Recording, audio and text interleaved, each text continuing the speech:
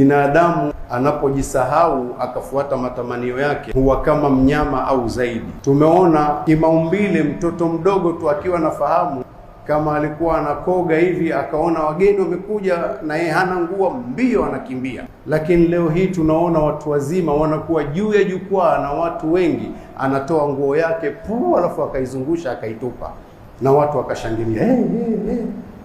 Huyu amekuwa mnyama chini kuliko mnyama. Ndugu zangu, tujisogeze kwa Allah, tujipendekeze kwake.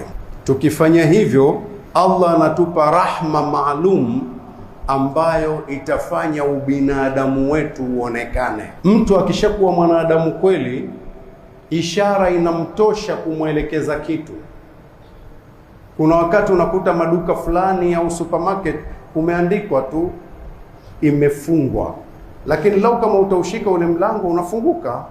Lakini mwanadamu, ubinadamu ukiwa upo, akiona ile ishara ya kwamba kumefungwa, hana haja tena ya kushika kufungua.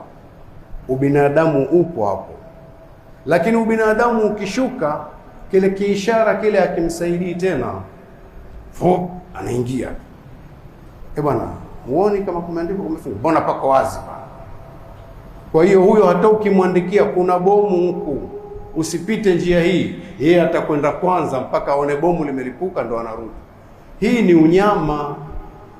Mnyama ndio haoni ishara. Mnyama mpaka apate kipigo au akute kuna jambo ndo sasa anaona njia sawa sawa. Na ukimsahau Mungu, sura ya ubinadamu inashuka mpaka upate kipigo ndio unakumbuka.